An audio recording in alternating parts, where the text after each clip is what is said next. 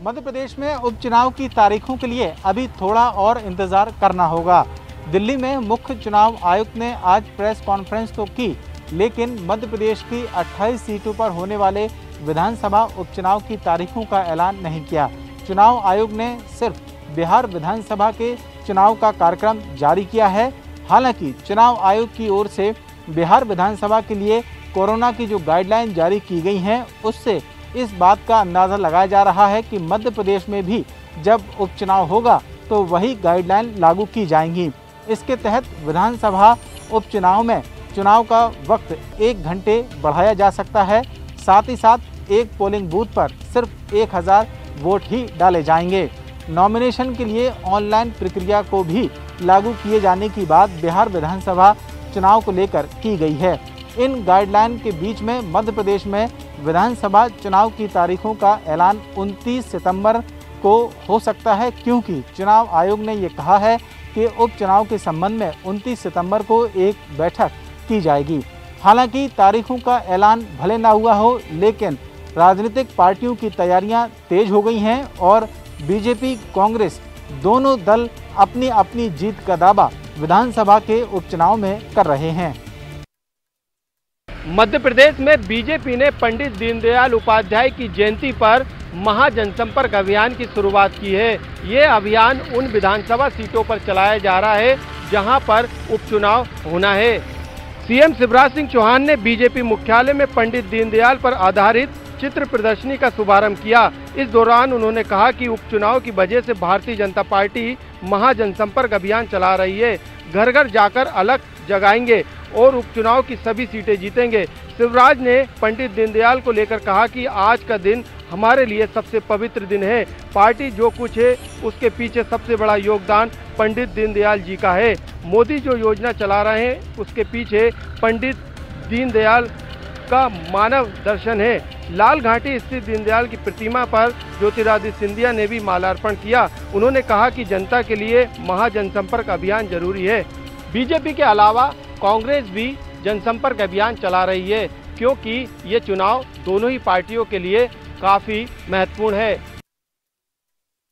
उपचुनाव से पहले मुख्यमंत्री शिवराज सिंह चौहान ने मुख्यमंत्री किसान कल्याण निधि योजना का शुभारंभ किया। आज से 5,77,000 किसानों के खाते में 2 लाख रुपए की राशि की पहली किस्त जाना शुरू हो गई है। मिंटो हॉल में मुख्यमंत्री शिवराज सिंह चौहान ने मेधावी विद्यार्थी योजना में लैपटॉप की राशि देने के साथ ही किसानों को भी सौगात दी है। यानी आज से मुख्यमंत्री किसान कल्याण निधि योजना की शुरुआत हुई है। इस योजना के तहत किसानों के खाते में 10,000 रुपए की राशि हर साल डाली जाएगी, जिसमें 4,000 रुपए राज्य सरकार और 6,000 रुपए की राशि केंद्र सरकार किसानों के खाते में डालेगी। मुख्यमंत्री शिवराज सिंह चौहान का कहना है कि इस योजना के माध्यम से हर किसान को फायदा दिया जाएगा। किसी भी किसान को नहीं छोड़ा जाएगा। हर किसान को इस योजना के माध्यम से जोड़ा जाएगा। जो किसान छूट गए हैं उन किसानों को भी जल्द से जल्द जोड़ने का काम किया जाएगा। वहीं मुख्यमंत्री शिवराज सिंह चौहान ने इस कार्यक्रम में पूर्व मुख्यमंत्री कमलनाथ पर भी निशाना साधा। मुख्यमंत्री शिवराज सिंह चौहान ने कहा कि हर बात पर पूर्व मुख्यमंत्री कमलनाथ बहुत चिढ़ रहे हैं इन दिनों मुझसे, लेकिन पूर्व मुख्यमंत्री कमलनाथ को जवाब देना होगा कि आखिर कन्या विवाह की 51,000 की राशि देने की जो उन्होंने बात की थी वो दी है या नहीं, ये भी पूर्व मुख्यमंत्री कमलनाथ जी को बताना होगा। 2 लाख तक का किसानों का कर्ज माफ होगा, कर्ज माफ किया या नहीं। कमलनाथ जी, कर्ज माफी पर कहीं भी बहस कर लो मुझसे, मैं कहीं भी बहस करने के लिए तैयार हूँ। आपने तो कहा था कि 10 दिन में कर्जा माफ होगा, लेकिन 10 दिनों में कर्जा माफ नहीं हुआ। सिर्फ और सिर्फ कर्ज माफी के आदेश हुए, वो भी कागजों पर। 2 लाख से ज्यादा कर्जे वाले किसानों को ठेंगा दिखा दिया गया। मुख्यमंत्री शिवराज सिंह चौहान ने पूर्व मुख्यमंत्री कमलनाथ पर निशाना साधते हुए कहा कि खोदा पहाड़ और निकला चूहा, यानी कि वो भी मरा वाला। आपने ना सिर्फ संबल योजना बंद कर दी, ना सिर्फ मेधावी छात्रों को लैपटॉप की राशि देना बंद कर दी, संबल योजना भी बंद कर दी। इन सब बातों को लेकर आपको जवाब देना होगा कि झूठ आप बोल रहे हैं या मैं। ग्वालियर को आज उपचुनाव से पहले 3 बड़ी सौगातें मिली है। Atal Bihari Vajpayee multi art complex Malgada overbridge का लोकार्पण हुआ, तो वहीं अंतर्राष्ट्रीय दिव्यांग खेल स्टेडियम का भूमि पूजन किया गया। ग्वालियर शहर को आज 3 बड़ी सौगातें मिली है। सबसे पहले Atal Bihari Vajpayee multi art complex का शुभारंभ हुआ। वर्चुअल रूप से मध्य प्रदेश के मुख्यमंत्री शिवराज सिंह चौहान, ज्योतिरादित्य सिंधिया और नरेंद्र सिंह तोमर ने इसका शुभारंभ किया। जीवाजी विश्वविद्यालय में करीब 23 करोड़ की लागत से बनाए गए कॉम्प्लेक्स में अंतर्राष्ट्रीय स्तर की सांस्कृतिक और खेल गतिविधियां संचालित होंगी। इसके बाद मलगड़ा ओवरब्रिज का लोकार्पण किया गया। मलगड़ा इलाके में बने इस ओवरब्रिज से करीब 1 लाख से ज़्यादा लोगों को फायदा मिलेगा। 16 करोड़ की लागत से बने इस पुल का शुभारंभ नरेंद्र सिंह तोमर, प्रद्युम्न सिंह तोमर और मोहन यादव ने किया। इसके बाद अंतर्राष्ट्रीय दिव्यांग खेल स्टेडियम का भूमि पूजन भी हुआ। करीब 170 करोड़ की लागत से ट्रिपल ITM के पास बनने वाले इस खेल स्टेडियम से दिव्यांगों को फायदा होगा। वहीं अंतर्राष्ट्रीय स्तर पर दिव्यांग प्रतिभाएं यहां अपना जलवा दिखा पाएंगी। इन शुभारंभ के मौके पर केंद्रीय मंत्री नरेंद्र सिंह तोमर, कैबिनेट मंत्री प्रद्युम्न सिंह तोमर और उच्च शिक्षा मंत्री मोहन यादव मौजूद रहे। माना जा रहा है कि ग्वालियर चंबल के उपचुनाव से पहले भारतीय जनता पार्टी के थोकबंद लोकार्पण और भूमि पूजन कहीं न कहीं चुनावी रणनीति भी है। उपचुनाव के पहले ये सौगातें जनता के लिए फायदा साबित होगी, तो वहीं उपचुनाव में जा रहे प्रत्याशियों के खाते में भी उपलब्धियों के तौर पर गिनाने के काम आएंगी। प्रतिभाशाली छात्र प्रोत्साहन योजना के तहत मुख्यमंत्री शिवराज सिंह चौहान ने कक्षा 12वीं के मेधावी छात्रों के खाते में लैपटॉप के लिए 25-25 हजार रुपए की राशि डाली। राजधानी भोपाल के मिंटो हॉल से करीब 60 स्टूडेंट जुड़े, तो वहीं प्रदेश भर के स्टूडेंट ऑनलाइन मुख्यमंत्री से जुड़े और संवाद किया।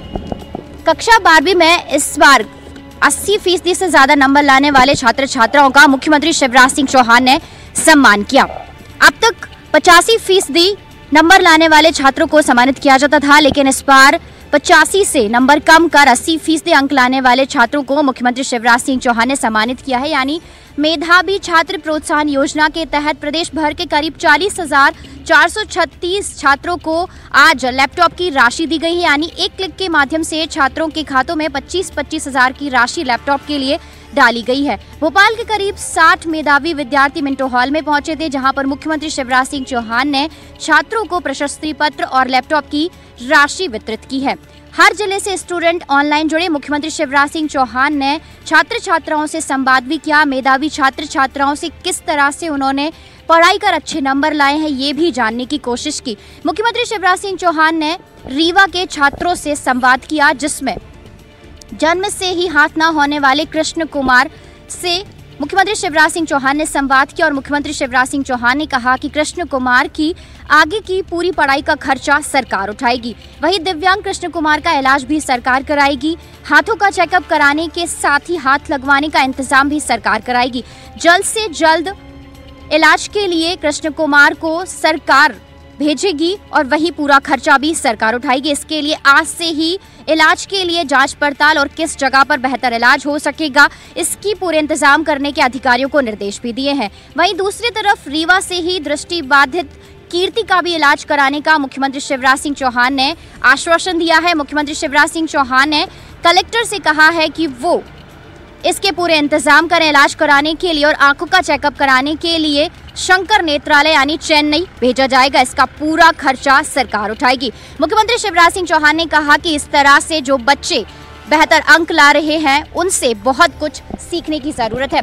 हालांकि इस बार थोड़ी सी निराशा उन छात्रों के लिए जरूर हुई है जिनके 75% अंक आए हैं, क्योंकि इससे पहले के सालों में 75% अंक लाने वाले छात्रों को भी मेधार्थी विद्यार्थी योजना के तहत लैपटॉप की राशि दी जाती रही है। लेकिन इस बार 75% अंक वाले छात्रों को शामिल नहीं किया गया है, बल्कि 85 की जगह इस बार 80% वाले छात्रों को शामिल किया गया है।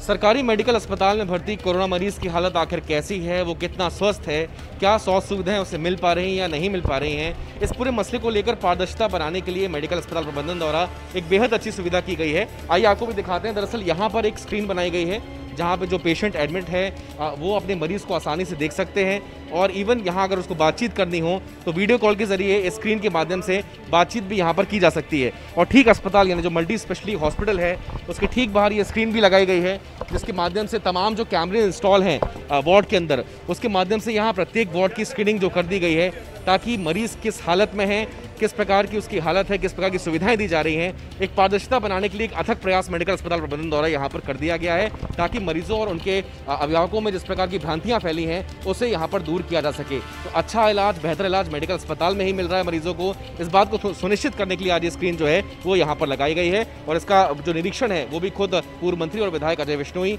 भाजपा के प्रदेश उपाध्यक्ष हैं और खुद मेडिकल अस्पताल के डीन है, उनके द्वारा यहाँ पर किया गया है। शाजापुर के पेवची गांव में आज 3 बच्चों की नदी में डूबने से मौत हो गई। ये तीनों बच्चे आज सुबह गांव के पास से होकर गुजरी नदी में नहाने के लिए गए हुए थे। इसी दौरान नहाने के दौरान तीनों बच्चे एक एक करके गहरे पानी में चले गए और पानी में डूब गए। घटना की जानकारी जैसे ही आसपास मौजूद ग्रामीणों को लगी, वो मौके पर पहुंचे और बच्चों को निकालने को लेकर रेस्क्यू ऑपरेशन शुरू किया। लेकिन हादसे की दुखद बात यह रही कि जब तक इन तीनों बच्चों को पानी से निकाला जाता, तीनों बच्चों की मौत हो चुकी थी। घटना के बाद तीनों बच्चों के शव को पानी से बाहर निकालकर अपोदिया स्वास्थ्य केंद्र ले जाया गया, जहाँ उसका पोस्टमार्टम किया गया। घटना के बाद जो है गांव और परिवार में मातम पसरा हुआ है। ये तीनों बच्चे इंदौर के बताए जा रहे हैं, जो कि अपने मामा के गाँव आए हुए थे। गौरतलब है कि इस समय तमाम नदी नाले उफान पर है और बारिश के बाद पानी का स्तर काफ़ी बढ़ा हुआ है और लगातार डूबने की हादसों के बावजूद लोग इन घटनाओं से सबक नहीं ले रहे। प्रदेश में किसानों के मुद्दे पर सियासत जारी है। आज कांग्रेस पार्टी ने आर्थिक सर्वेक्षण रिपोर्ट का हवाला देते हुए कहा कि तत्कालीन कमलनाथ सरकार में एग्रीकल्चर ग्रोथ रेट 7.1 पर पहुंच गई थी, जो कि बीजेपी सरकार की तुलना में कहीं ज्यादा थी। वहीं बीजेपी ने आज किसान कर्ज माफी के मुद्दे पर अपनी सफाई जारी की है। कृषि मंत्री कमल पटेल का कहना है कि किसान कर्ज माफी का फैसला जरूर हुआ था, लेकिन कलेक्टरों ने सिर्फ पोर्टल पर किसान कर्ज माफी की जानकारी दर्ज की थी। किसी किसान के खाते में कर्ज माफी का पैसा नहीं पहुंचा। हालांकि कृषि मंत्री कमल पटेल का कहना है कि राज्य सरकार ने तब उस समय सिर्फ किसान कर्ज माफी के लिए 6,420 करोड़ रुपए की राशि का प्रावधान किया था, जो कि नाकाफी है। साथ ही कृषि मंत्री कमल पटेल ने इस बात का भी दावा किया है कि प्रदेश में किसानों का कर्जा माफ नहीं हुआ है और किसान कर्ज माफी नहीं होने के पीछे कमलनाथ और राहुल गांधी को प्रदेश के किसानों से माफी मांगना चाहिए। अगले 24 घंटे के अंदर यदि माफी नहीं मांगी जाती है तो तत्कालीन मुख्यमंत्री कमलनाथ और कांग्रेस नेता राहुल गांधी के खिलाफ FIR दर्ज कराने का काम किया जाएगा। कुल मिलाकर किसान कर्ज माफी को लेकर छिड़ी सियासत थमने का नाम नहीं ले रही है। एक तरफ जहां राज्य सरकार ने विधानसभा में किसान कर्ज माफी को कबूला था, तो वहीं अब कृषि मंत्री कमल पटेल ने इस पूरे मामले को लेकर सफाई जारी की है और एक बार फिर इस बात का दावा किया है कि प्रदेश में किसानों का कर्जा माफ नहीं हुआ है। कोविड-19 महामारी ने भारत में बाइक रिपेयरिंग मैकेनिकों के जीवन को भी काफी अस्त व्यस्त कर दिया। लॉकडाउन खुलने के साथ जैसे जैसे अब ये मैकेनिक अपने काम पर वापस आ रहे हैं, इन्हें अब हमारे सहारे की जरूरत है, जिससे कि ये अपने भविष्य को सुरक्षित कर सकें। इसको खास ध्यान में रखते हुए कैस्ट्रॉल एक्टिव ने नेटवर्क 18 के साथ मिलकर प्रोटेक्ट इंडियाज इंजन के नाम से एक पहल की शुरुआत की है। इस कैंपेन को अपना भरपूर समर्थन देने के लिए मिस्ड कॉल दें इस नंबर पर। नंबर है 7574003002 या आप लॉग ऑन करें www.protectindiasengine.com पर। आने वाले दिनों में आपका यह संकल्प बहुत मददगार साबित होगा, यह सुनिश्चित करने में कि हमारी जिंदगी बिना रुके आगे बढ़ती रहे।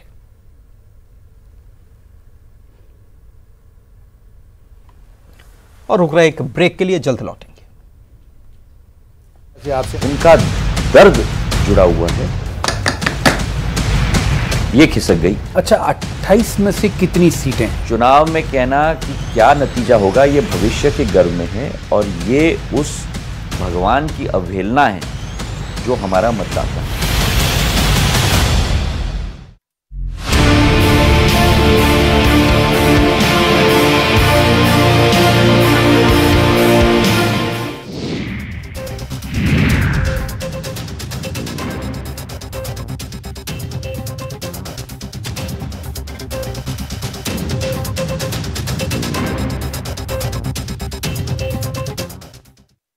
जब भी गोल्ड लोन का ख्याल आए तो मुथूट फाइनेंस का ही नाम आए।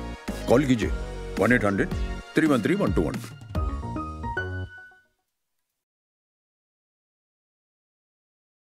चैनल के बीच कोरोना की हर खबर देखते रहिए न्यूज़ 18 इंडिया पर। भैया राम राम, नमस्कार। बाहर ना जाना, कुछ बता रहे हैं, कुछ चेता रहे हैं। आपने लॉकडाउन के दौरान देखा कि हम क्या कर रहे हैं। कोरोना काल में लोग एक दूसरे को समझा रहे हैं। बड़े बड़े लोग वीडियो बना रहे हैं। आप गाना जानते हैं तो गाइए या फिर अपना हुनर दिखाइए। वीडियो बनाइए और हम तक पहुंचाइए और घर बैठे बनिए स्टार।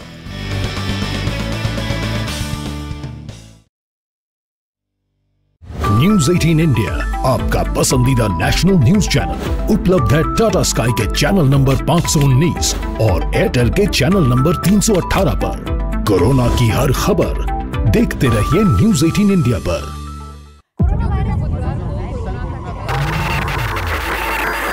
हम सिर्फ खबर नहीं पहुंचाते, हमारी कोशिश है झूठ छानकर सच दिखाने की।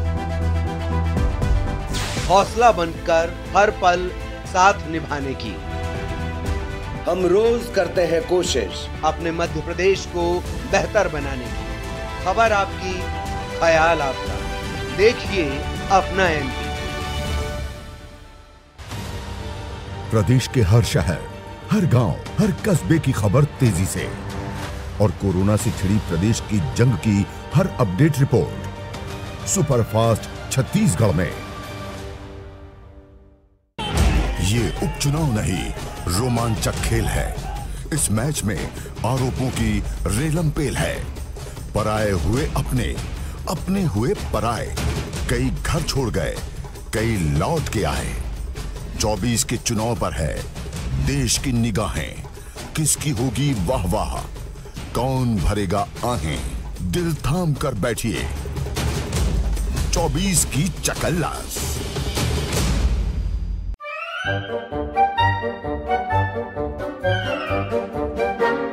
अखबार हुआ ठप, आउटडोर हुआ बेकार, टीवी ही दे रहा है विज्ञापन को तेज रफ्तार। करोड़ों दर्शकों तक न्यूज 18 पहुंचाएगा आपका एड। न्यूज 18 की टीम दमदार बनाएगी आपका एड शानदार। जल्दी कीजिए, कहीं छूट ना जाए ये सुनहरा मौका। हमें मेल करके उठा लीजिए बड़ा फायदा। ये स्पेशल ऑफर है अगले 15 दिनों तक। साथ ही मिलेगा हमारी वेबसाइट पर प्रमोशन। आज ही मेल करें adsales@nw18.com पर। न्यूज 18 इंडिया आपका पसंदीदा नेशनल न्यूज चैनल। देखिए डीडी फ्री डिश पर बिग मैजिक और 9। रायपुर में आज शाम पानी की सप्लाई नहीं होगी। राजधानी की 27 पानी टंकियों से पानी की सप्लाई प्रभावित रहेगी। जिस तरह से सीएसईबी ने शटडाउन लिया है, तकरीबन 4 घंटे तक के ये पूरा काम सीएसईबी का चलना है। ये काम हालांकि दोपहर में चलेगा, लेकिन इससे शाम की जलापूर्ति प्रभावित होगी। आधे से बड़ी आबादी इससे प्रभावित होने वाली है। जिस तरह से लॉकडाउन के दौरान शहर में पेट्रोल, सब्जी और किराना दुकानों पर लॉकडाउन लगा हुआ है और उसके बाद आज शाम लोगों को पानी भी नहीं मिलने से दिक्कतें और बढ़ सकती है। हालांकि नगर निगम द्वारा वैकल्पिक व्यवस्थाओं की बात कही जा रही है, लेकिन इतनी बड़ी आबादी तक एक साथ पानी टैंकरों से पानी की सप्लाई करना निश्चित तौर पे काफी मुश्किल नगर निगम के लिए भी होने वाली है। इसलिए आपको घरों में पानी रखना बेहद जरूरी होगा। लेकिन इतना जरूर है कि शाम तक लोगों को परेशानी का सामना लॉकडाउन के दौरान करना पड़ सकता है। नगर निगम की अगर हम व्यवस्थाओं की बात करें तो इतने संसाधन फिलहाल नगर निगम के पास नहीं है कि पानी की आपूर्ति की जा सके। गुड़िहारी की पानी टंकी है, एम्स, सरोना से लेकर के शहर की आधी आबादी तक फिर ये पानी नहीं पहुंचेगा और इसीलिए ये जलापूर्ति बाधित रहेगी। कल से फिर एक बार जलापूर्ति बहाल होगी, लेकिन उससे पहले लोगों को लॉकडाउन की दिक्कतों से जूझ रहे लोगों को पानी की भी परेशानी से दो चार होना पड़ेगा। छत्तीसगढ़ की मरवाही उपचुनाव को लेकर तैयारियां तेज हो चुकी हैं। छत्तीसगढ़ निर्वाचन पदाधिकारी ने इसकी तैयारियां तेज कर दी हैं और जिस तरह से जो गौरेला पेंड्रा मरवाही का जो नया जिला है उसमें रिटर्निंग ऑफिसर्स की भी ट्रेनिंग हो चुकी है। 2 दिन की ट्रेनिंग में सभी अधिकारियों को किस तरह से उपचुनाव में अपनी ड्यूटी को करना है और किस तरह से इस चुनाव को संपन्न कराना है, इसकी पूरी ट्रेनिंग दी जा चुकी है। तो ये माना जाए कि जिस तरह से निर्वाचन आयोग जब मरवाही उपचुनाव की घोषणा करेगा और जिस तरह से 29 सितंबर को जो उपचुनाव होना है उसकी घोषणा हो सकती है, उससे पहले निर्वाचन आयोग ने भी अपनी तैयारियां पूरी कर ली हैं और छत्तीसगढ़ जो निर्वाचन पदाधिकारी हैं उन्होंने अपनी ट्रेनिंग सभी अधिकारियों को दी है। अब जिस तरह से राजनीतिक पार्टियों की बात करें तो यहाँ पर सभी राजनीतिक दल अपनी कमर कसकर बैठे हुए हैं और मरवाही का दौरा भी कर रहे हैं। लगातार जो सत्तारूढ़ पार्टी कांग्रेस है वो मरवाही को लेकर काफी सजग है, इसीलिए मरवाही में सौगातों की बौछार को लगा के रख दिया है। लेकिन दूसरी तरफ बीजेपी ने भी अपनी पूरी ताकत को झोंक दिया है, तो वहीं जोगी कांग्रेस भी मरवाही में सहानुभूति वोट बटोरने के लिए पूरी ताकत के साथ मरवाही मैदान में उतर चुकी है। कोविड-19 कोरोना वायरस ने जांजगीर चांपा जिले में अपनी रफ्तार बढ़ा दी है। कोरोना के बढ़ते रफ्तार को देखते हुए जांजगीर चांपा जिले के सभी 15 नगरीय निकायों में 25 सितंबर से 1 अक्टूबर तक कंटेनमेंट जोन घोषित किया गया है। जो 15 नगरीय निकाय हैं उनके नजदीक ग्राम पंचायतों को भी चिन्हांकित किया गया है और ऐसे 37 ग्राम पंचायतों को भी जांजगीर कलेक्टर के द्वारा जो है कंटेनमेंट जोन घोषित किया गया है, ताकि कोरोना के बढ़ते रफ्तार को जांजगीर चांपा जिले में रोका जा सके। हालांकि कोरोना के बढ़ते रफ्तार को देखते हुए जांजगीर चांपा जिले में एक कोविड अस्पताल सहित 9 कोविड सेंटर भी बनाए गए हैं, जहां 1058 बेडों की भी व्यवस्था की गई है, जिनमें लगातार पॉजिटिव पाए जाने वाले मरीजों का उपचार किया जा रहा है। लगातार कोरोना के बढ़ते संक्रमण को देखते हुए इस बार जो लॉकडाउन है, जो कंटेनमेंट जोन क्षेत्र बनाए गए हैं, उसमें काफ़ी सख्ती बरती जा रही है और काफ़ी कड़ाई किया गया है। इस बार जो दवाई की दुकान है, दूध की दुकान है, उनके लिए बहुत ही टाइम कम दिया गया है, एकदम लिमिटेड टाइम दिया गया है। जो दूध की दुकान है, जो फल की दुकान है, उन्हें सुबह 6 बजे से लेकर के 8 बजे तक ही खोलने का समय दिया गया है, तो वहीं शाम को 5 बजे से 6:30 बजे तक का समय दिया गया है। राशन दुकान को बिल्कुल भी खोलने की छूट नहीं दी गई है, ना अनुमति दी गई है। दवाई की दुकानों को हालांकि छूट दी गई है। जो जिले के अंदर है, जो कंटेनमेंट जोन क्षेत्र है, ऐसे दवाई दुकानों को सुबह 9 बजे से लेकर के शाम 6 बजे तक ही खोलने की छूट दी गई है। लेकिन एक राहत की बात दवाई दुकान के लिए भी है कि जो दवाई दुकान हॉस्पिटल परिसर में है, ऐसे दवाई दुकानों को 24 घंटे खोलने की अनुमति दी गई है। तो कुल मिलाकर के जिला प्रशासन के द्वारा जो है इस बार काफ़ी सख्ती बरती जा रही है और यह सख्ती सिर्फ इसलिए है कि लोग कोरोना के बढ़ते संक्रमण से बच सके, सावधान रहें। लगातार जिला प्रशासन, पुलिस विभाग और स्वास्थ्य विभाग लोगों से अपील भी कर रहा है कि कोरोना के बढ़ते संक्रमण को देखते हुए वह सावधानी बरतें, सतर्कता बरतें, तभी कोरोना के इस बढ़ते संक्रमण को जिले में फैलने से रोका जा सकता है। और इसी वजह से इस बार के जो लॉकडाउन है, कंटेनमेंट जोन क्षेत्र बनाए गए हैं, उसमें काफ़ी सख्ती बरती जा रही है। अभी हम खड़े हैं जिला पंचायत कार्यालय में, जहां ऑनलाइन खरीदी बिक्री का काम किया जाता है। वहीं ज़मीन की खरीदी बिक्री इस कार्यालय में की जाती है। वहीं पिछले 1.5 माह से इस कार्यालय में ताला लटका हुआ है, तो कहीं ना कहीं राजस्व की जो हानि है वो प्रदेश सरकार को उठानी पड़ रही है। हम आपको बता दें कि पिछले कुछ दिनों पूर्व यहाँ जो कर्मचारी थे वो कोविड के शिकार हुए थे और उन्हें उपचार के लिए अस्पताल में भर्ती कराया गया था। उसके 1.5 माह बीत जाने के बाद भी इस कार्यालय को खोला नहीं गया है। इस संबंध में हमने जब कलेक्टर से बात की तो उनका कहना था कि कोविड के नियम के तहत 14 से 15 दिन कोई भी जो बीमार व्यक्ति है उसे अस्पताल में रखा जाता है, उसके बाद जांच होती है और प्रक्रिया पूरी होने के बाद वो घर लौट जाते हैं। लेकिन 1.5 माह बीत जाने के बाद भी यह कार्यालय बंद है और यहाँ के अधिकारी कर्मचारी कोविड के बहाने घरों में आराम फरमा रहे हैं। तो ये कहीं ना कहीं जो दोहरा नुकसान है वो प्रदेश सरकार को उठाना पड़ रहा है और लोग इसके चलते परेशान हो रहे हैं। राकेश यादव, न्यूज़ 18, राजनांदगांव। इधर किसान बिल के विरोध में किसान संगठनों ने देशव्यापी हड़ताल बुलाई। इस हड़ताल को विपक्ष ने समर्थन दिया और इसका असर पूरे देश में भी दिखा। खासकर दिल्ली, पंजाब, हरियाणा और पटना में किसानों ने सरकार को अपनी ताकत का एहसास कराने की कोशिश की है।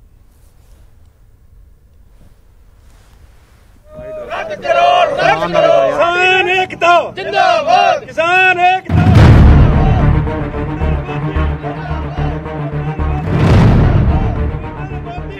किसान बिलों के विरोध में विपक्ष के हल्ला बोल के साथ किसान भी सड़कों पर है।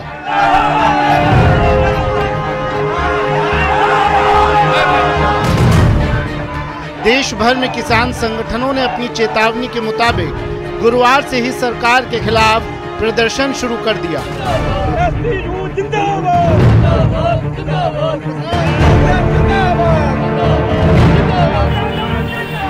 और शुक्रवार दिन भर अलग अलग जगह किसानों ने अलग अलग तरीके से अपना विरोध जताया। राजनीतिक दलों ने भी इन प्रदर्शनों को अपना समर्थन दिया। आप टीवी स्क्रीन पर किसानों के विरोध प्रदर्शन और बंद की 5 तस्वीरें देख रहे हैं।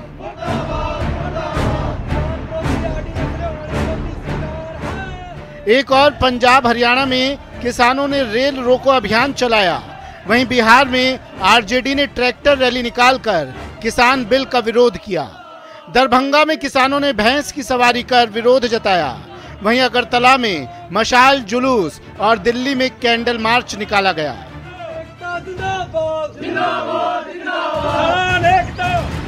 ये बिल अध्यादेश किसान की सहमति से आएंगे, किसान के एमएसपी के साथ आने चाहिए, अन्य कतई बर्दाश्त नहीं होगा। किसान एमएसपी लागू बिहार में नहीं होगा, हम लोग लगातार आंदोलन करेंगे। किसानों के बंद और विरोध प्रदर्शन का असर पूरे भारत में मिला जुला देखा गया। पंजाब हरियाणा में जहां लोगों को आवागमन में परेशानी हुई, वहीं बेंगलोर में किसानों ने हाईवे रोकने की कोशिश की। दिल्ली में किसानों के आंदोलन के मद्देनजर दिल्ली से सटी हरियाणा और यूपी की सीमा पर सुरक्षा के कड़े इंतजाम किए गए थे। ये है पंजाब में है, हरियाणा में है, उत्तराखंड है, उत्तर प्रदेश में है, ये मध्य प्रदेश है, उधर साउथ के स्टेट है, इनमें है, सब जगह है।